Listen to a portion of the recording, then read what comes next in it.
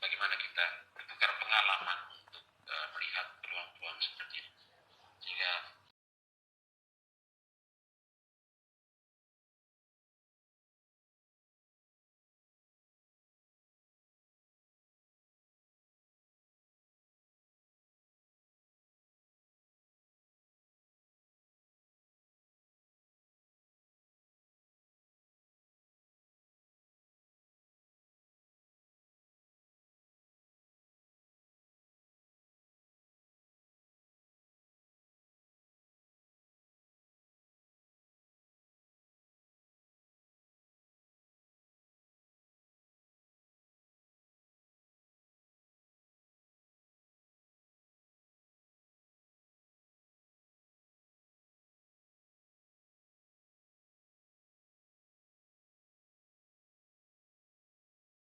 pandemi ini bisa kita lakukan sebagai salah satu solusi alternatif.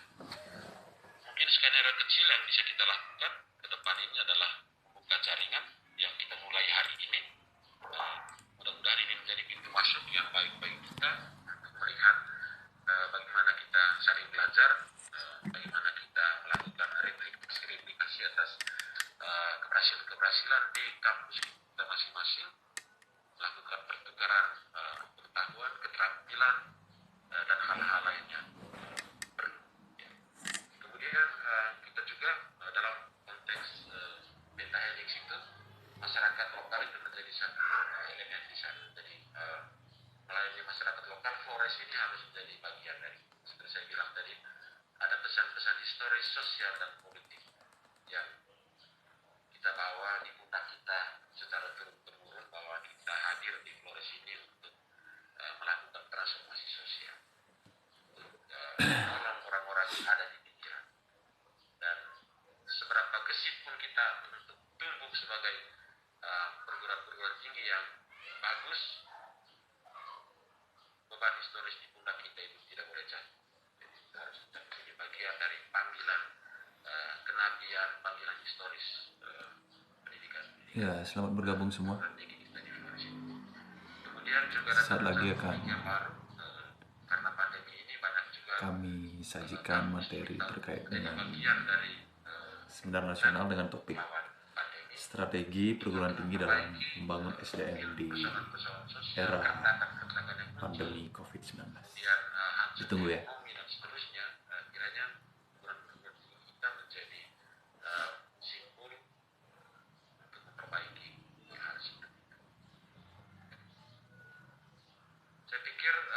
Ini yang bisa saya sampaikan pada kesempatan ini, bagaimana kita memikirkan tata kelola yang inklusif, yang berjejaring, yang kolaboratif, mengembangkan, mereplikasi success story yang ada di kampus kita masing-masing agar makin banyak pagi Pinang.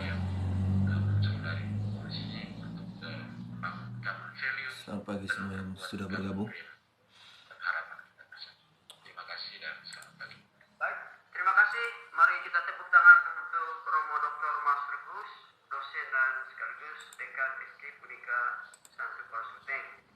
Beberapa poin yang beliau sudah sampaikan adalah bagaimana kebijakan tata pamong perguruan tinggi, masing-masing perguruan tinggi di masa pandemi ini, dan mencoba merujuk pada success story dan praktik-praktik baik yang sudah dilakukan oleh perguruan tinggi di daratan forum ini, dan bagaimana itu bisa menjadi semacam nilai bersama, nilai real yang kita perjuangkan dalam konteks solidaritas akademik dan komitmen kita untuk membangun sumber daya manusia Indonesia ini. Dan kembali ke kita sebagai perguruan tinggi untuk mengedepankan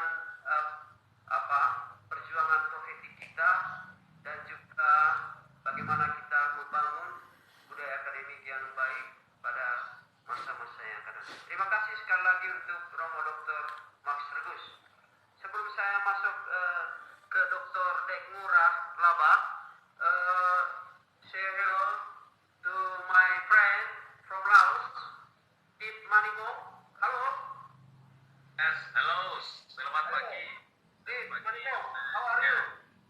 This is my friend from Laos, and he tried to join in the class. How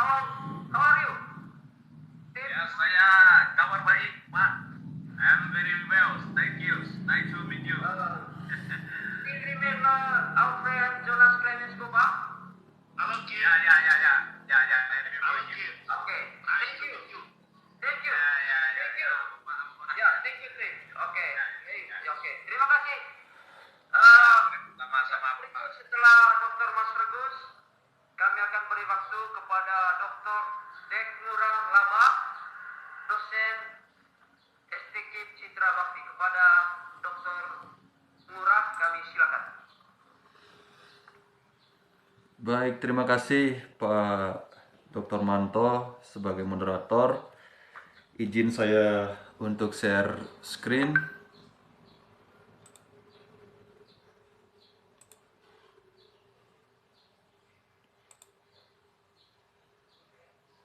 Ya, selamat pagi untuk kita semua. Tadi sudah dibuka oleh Ibu Kepala P2M, LP2M dari Unika Santo Paulus. Kemudian tadi ada pemateri pertama dari Unika. Kemudian pemateri kedua tadi dari teman kita di Unika Santo Paulus Ruteng. Dan di kesempatan ini saya membahas dari sudut pandang yang berbeda. Jadi saya membahas dari sudut pandang kami sebagai lembaga pencetak guru. Jadi yang akan saya angkat di sini adalah strategi lembaga pendidikan guru dalam membangun SDM di masa pandemi.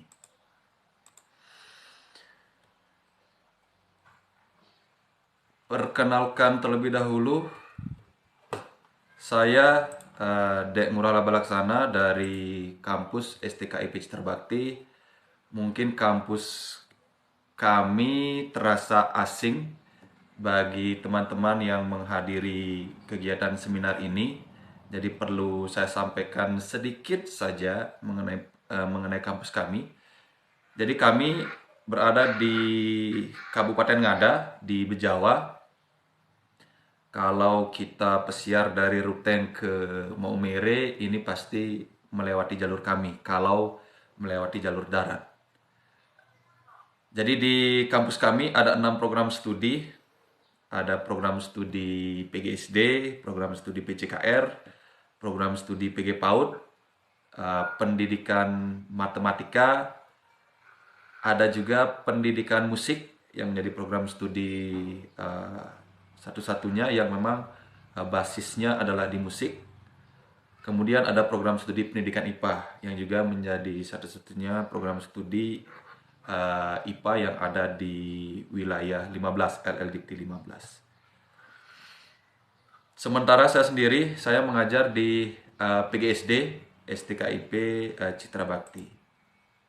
Nah, menyimak apa yang sudah dipaparkan tadi memang cukup menarik kalau kita melihat dari sisi SDM-nya.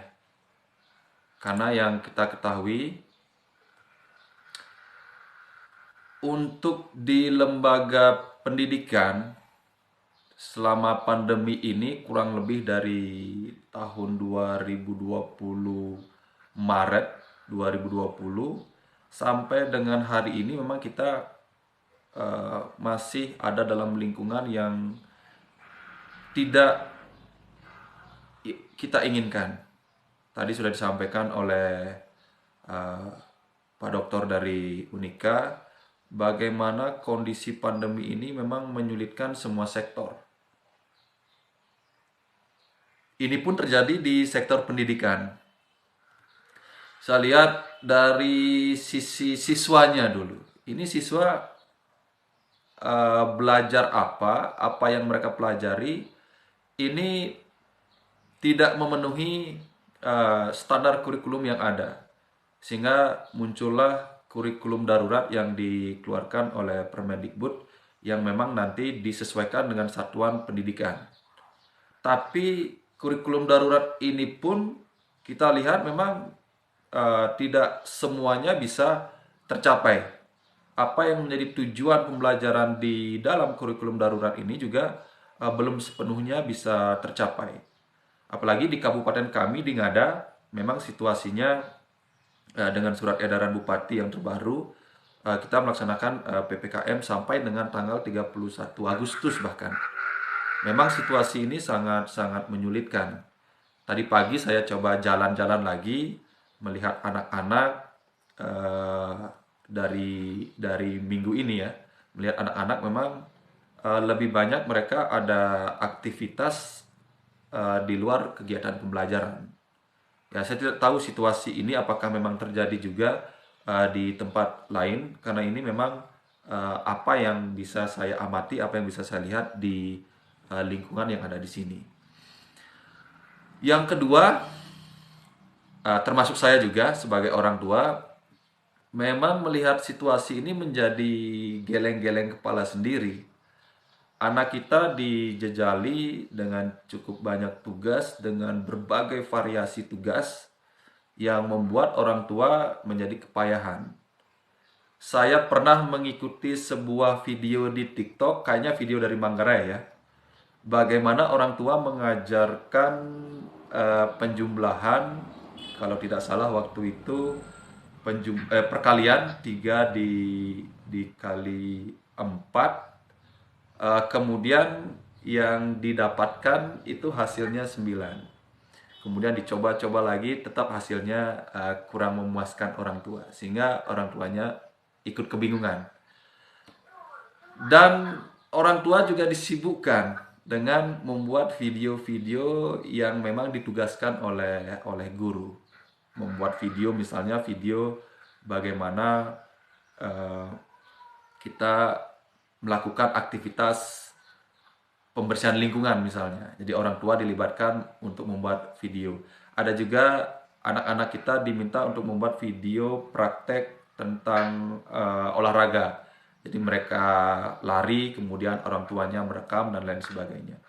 Nah, memang kesibukan-kesibukan ini akhirnya menjadi masalah, terutama bagi kita yang sebagai orang tua yang memang aktivitasnya di kebun misalnya. Ini akan sangat menyulitkan untuk bisa mendampingi anak-anak kita dalam menyelesaikan tugas-tugas yang diberikan oleh guru. Nah, ini menjadi masalah yang kedua. Yang ketiga juga ini dari gurunya. Memang yang kita lihat di sini juga itu guru itu melaksanakan pembelajaran dari rumah. Mereka bekerja dari rumah. Nyatanya memang ada beberapa guru yang memang bekerja dari rumah, tetapi bekerja dalam artian memang tidak sepenuhnya bekerja untuk mendampingi anak-anak. Dengan berbagai permasalahan tadi, mereka mau mendampingi secara daring, ada kesulitan jaringan yang memang hampir di semua wilayah di sini mengalami masalah yang sama. Kemudian kalau sudah di rumah, tentunya aktivitas kita sebagai guru tidak bisa sepenuhnya mengajar. Di rumah kita juga ada anak, di rumah juga ada pekerjaan yang lain. Akhirnya memang dari sudut pandang guru juga kita harus memperhatikan aspek tersebut. Guru-guru kalau sudah di rumah ya sudah, pekerjaannya tidak hanya mengajar tapi banyak pekerjaan yang lain. Nah, sehingga muncul masalah yang terakhir ini yang paling menjadi sorotan dari Mas Menteri, learning loss ini. Jadi hampir 1,5 tahun ini anak-anak benar-benar kehilangan belajar. Ini kalau kita lakukan evaluasi, kita lakukan riset terkait dengan learning loss ini, saya kira akan mendapatkan hasil yang sesuai dengan apa yang disampaikan oleh Mas Menteri. Nah, tentunya kita tidak bisa berdiam diri seperti ini saja. Apa yang terjadi di sini memang sudah menjadi kewajiban kami sebagai lembaga yang memang berkontribusi penuh terhadap bagaimana siswa belajar, bagaimana peran orang tua, bagaimana guru mengembangkan, bagaimana guru mendesain pembelajaran. Sehingga di sini saya menggarisbawahi ada 3 titik sentral yang perlu kita kembangkan terkait dengan SDM. Jadi SDM gurunya ini menjadi prioritas. Yang kedua, siswa juga perlu mendapatkan perhatian. Kita perlu melakukan pendampingan, kita perlu melakukan sosialisasi kepada anak-anak ini. Pun begitu dengan orang tua. Karena kalau guru dengan siswa saja dalam situasi belajar di rumah, tentu ini akan sangat menyulitkan. Butuh hadirnya orang tua di dalamnya. Kalaupun guru dengan orang tua saja, siswanya tidak memiliki semangat atau kemandirian belajar yang baik, 3 ranah ini tidak akan bisa berjalan dengan maksimal.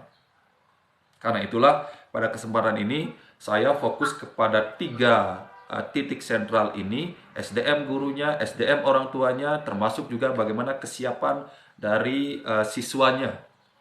Nah, apa yang harus mereka lakukan? Nah, di sini saya coba berikan beberapa alternatif penanganan, bagaimana kurikulum, kemudian bagaimana adaptasi, tadi sudah disampaikan di awal, bagaimana peran teknologi dalam situasi pandemi ini sangat sentral, tetapi bukan satu-satunya. Ini memang menjadi sentral, tetapi tidak satu-satunya.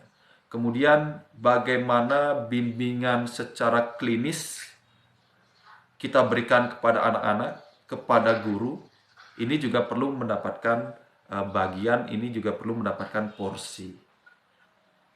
Yang selanjutnya bagaimana kolaborasi guru dengan orang tua. Karena masih ada persepsi dari orang tua, yaitu tugasnya guru, saya di rumah ya bekerja untuk mencari uang, saya bekerja untuk mencari nafkah, untuk bisa menyekolahkan anak saya. Nah, ini perlu kita bangun. Bagaimana komunikasi antara guru dengan orang tua ini perlu dibangun. Karena juga masalah-masalah di rumah ini cukup kompleks. Kalau kita mau sepenuhnya belajar daring, jelas secara teknis ini akan banyak masalah. Kesiapan dari jaringan, kesiapan dari paket data, yang sampai sejauh ini memang bantuan paket data untuk beberapa bulan ini memang tidak ada lagi. Itu terakhir kalau tidak salah di bulan Maret, bulan April terakhir diberikan bantuan oleh Kemendikbud. Itu pun tidak terlalu banyak menolong, karena diberikan bantuan paket data, jaringan tidak ada, ya akhirnya digunakan untuk atau tidak digunakan sama sekali. Nah, dari sisi siswa dengan orang tua, ini apa yang harus dilakukan oleh orang tua di rumah. Jadi ada beberapa hal yang perlu saya sampaikan di sini. Orang tua benar-benar harus menjadi orang tua siaga.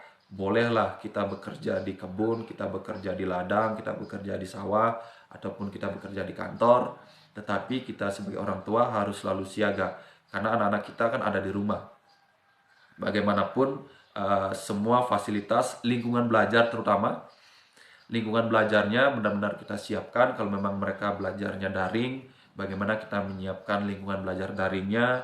Kalau memang belajar dengan offline, pemberian tugas, bagaimana lingkungan belajar mendukung itu. Kemudian kemandirian belajar dari anak, nah ini juga harus kita bangun.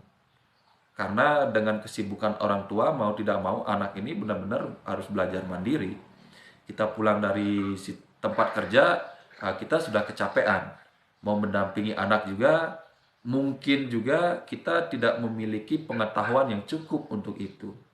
Tetapi kita sebagai orang tua masih punya satu hal yang bisa kita lakukan, ya kita siapkan lingkungan belajar mereka. Bagaimana situasi belajarnya kita siapkan, fasilitas belajarnya kita siapkan, mereka butuh apa kita siapkan, mereka harus ada sarapan kita siapkan, mereka harus ada ini kita siapkan. Jangan sampai dalam situasi lingkungan atau pada waktu situasi pembelajaran, anak-anak kita minta untuk ke kebun misalnya, kita minta untuk ke tempat ini, kita minta untuk mencuci piring misalnya. Nah, hal-hal ini tentunya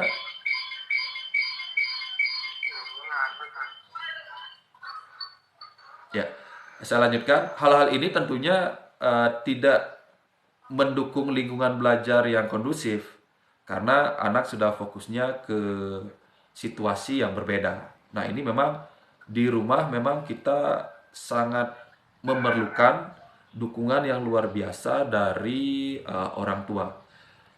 Pun begitu, kita juga sebagai orang tua harus selalu memotivasi belajar anak. Memang kendalanya kita ketika kita memotivasi anak kita sendiri, yang keluar dari kita biasanya lebih banyak itu ungkapan-ungkapan emosi. Berbeda kalau kita memotivasi anak orang lain. Memang situasinya berbeda, Tetapi tetap kita dalam koridor kita ingin memberikan yang terbaik buat, ya sepertinya ada suara lain yang masuk. Mohon bantuan Pak Manto bisa dikondisikan. Ya, terima kasih. Nah, kita tetap dalam koridor memberikan motivasi kepada anak-anak kita. Motivasi dalam bentuk apa? Ya paling tidak kalau kita sudah menyiapkan lingkungan belajarnya, kita sudah menyiapkan fasilitas belajarnya, kemudian kita bisa memberikan reward kepada anak-anak kita. Oh, kalau nanti engkau belajarnya bisa sampai tuntas, atau nanti kalau engkau bisa membuat video tugasnya dengan baik, nanti ketika ke kebun, ibu akan berikan ini. Oh, mama akan berikan ini. Oh, bapak akan berikan ini. Mungkin motivasi-motivasi seperti itu perlu kita salurkan, kita berikan kepada anak-anak kita.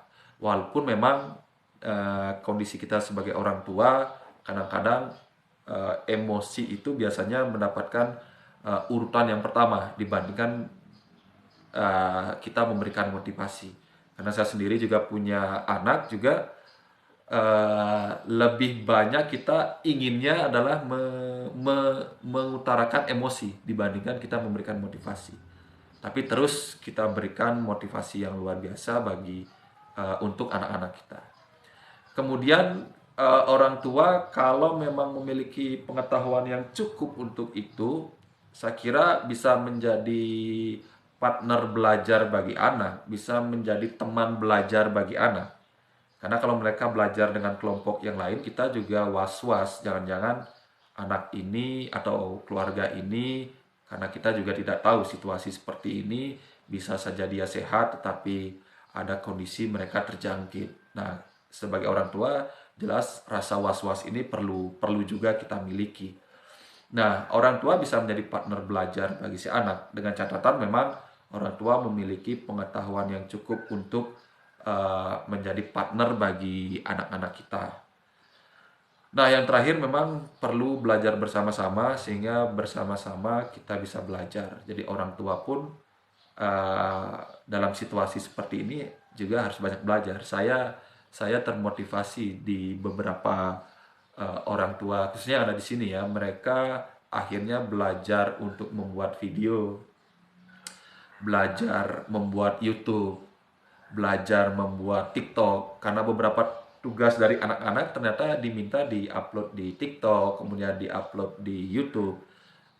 Artinya orang tua juga punya semangat yang sama, ternyata mereka juga mau untuk belajar. Nah, kemudian ini yang terakhir, bagaimana strategi real dari kami selaku lembaga pendidikan, khususnya kami dari STKIP Citra Bakti.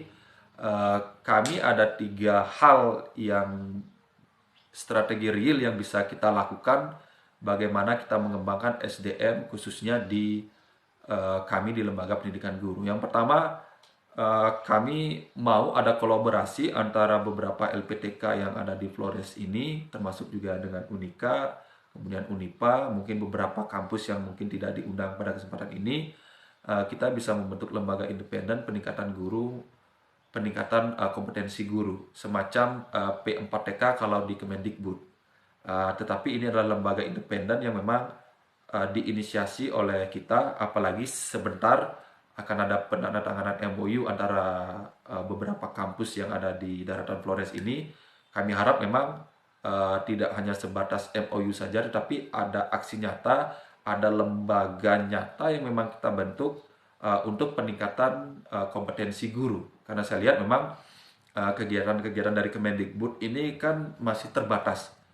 Dengan anggaran yang ada, saya kira belum bisa mengcover untuk semua wilayah di Indonesia. Tetapi hadirnya LPTK yang ada di daratan Flores, saya harap memang bisa menjadi pionir untuk kita membentuk lembaga ini. Nanti bisa ada beberapa teman-teman dosen, ada Pak Dekan, kemudian tadi saya juga lihat ada Pak Wakil Rektor dari Unika juga hadir di Zoom ini. Mungkin bisa memberikan kebijakan, mengarahkan kebijakan terkait dengan ini. Kalau kami dari Citra Bakti, kami siap. Karena kami di Citra Bakti juga ada lembaga yang namanya P3HI. Hanya ini ruang lingkup kerjanya hanya sebatas ruang lingkup kerja internal di perguruan tinggi kami. Kalau memang memungkinkan nanti lembaga ini kita bisa bentuk menjadi lembaga independen untuk peningkatan kompetensi guru khususnya yang ada di daratan Flores ini. Kemudian yang kedua, rumah belajar klinis. Saya sebut sebagai rumah belajar klinis karena saya terinspirasi dari dokter praktek. Jadi orang yang datang ke dokter adalah orang yang sakit secara fisik. Nah, di situasi saat ini memang banyak yang sakit dalam artian memang lost learning tadi, learning loss tadi. Jadi banyak yang kehilangan pengalaman belajarnya. Nah, ini perlu dikliniskan, perlu kita sembuhkan, perlu kita sehatkan melalui rumah belajar ini. Kami memang berharap lembaga-lembaga pendidikan khususnya yang ada di Daratan Flores ini melalui Merdeka Belajar MBKM-nya, kelompok dosen dengan kelompok mahasiswa bisa membentuk rumah belajar klinis ini. Dan rumah belajar klinis ini memang sudah dari tahun lalu memang sudah kita coba di kampus kita dalam bentuk pendampingan dari mahasiswa dari mata kuliah pembelajaran. Jadi mata kuliah pembelajaran mereka melakukan pendampingan. Hanya memang ini belum dalam bentuk yang tersistem dengan baik. Harus memang ada diagnosis, ada dosen atau guru yang memang mendiagnosis kira-kira anak ini permasalahan belajarnya di mana. Nah, sehingga memang siswa bisa diarahkan dengan baik. Begitu pula dengan orang tua. Jadi kalau orang tua mengalami masalah di rumah dalam mendidik anaknya, dalam mendampingi anaknya, ya mereka datang ke rumah belajar klinis ini. Jadi mereka istilahnya berobat lah, Pak, anak saya kenapa begini? Oh, anak saya kalau saya minta begini, kenapa dia begini? Nah, dari diagnosis ini tentunya kita bisa memberikan solusi yang tepat begitu. Jadi karena memang setiap anak saat ini secara individu itu dia mengalami masalah belajar yang sangat sangat kompleks begitu. Tentunya butuh. Ya, baik, terima kasih Pak Manto. Kemudian yang terakhir, komunitas belajar. Ini penting untuk dibentuk komunitas belajar karena anak-anak kalau belajar sendiri ini tentunya tidak memberikan kontribusi yang lebih maksimal dibandingkan kalau mereka belajar dalam tim. Tentunya kelompok-kelompok belajar mandiri terbimbing ini perlu dibentuk untuk memang kita akhirnya nanti menghasilkan SDM dari guru, kita menghasilkan SDM dari orang tua, dan yang terakhir tentunya SDM dari anak-anak kita, generasi muda kita bisa kita capai sesuai dengan tagline dari Kementerian Generasi Emas di tahun 2045. Ya, mungkin demikian yang bisa saya sampaikan. Semoga bisa menginspirasi kita semua. Atas waktu dan kesempatannya kami ucapkan limpah terima kasih. Salam sehat untuk kita semua. Terima kasih Pak Ngurah. Mari kita tepuk tangan untuk Pak Ngurah dan presentasinya yang bagus. Pak Ngurah sudah menyampaikan beberapa perspektif tentang pembelajaran masa pandemi ini dari sudut pandang siswa dan guru dan orang tua sampai pada rekomendasi yang diberikan dari lembaganya. Itu antara lain tadi adalah membuat komitmen untuk membuat komunitas bersama, kemudian lembaga klinis untuk mengatasi masalah pembelajaran dan membentuk LPTK yang independen ya di daratan Flores ini. Terima kasih Pak Ngurah, semoga rekomendasi-rekomendasi ini akan menjadi pertimbangan kita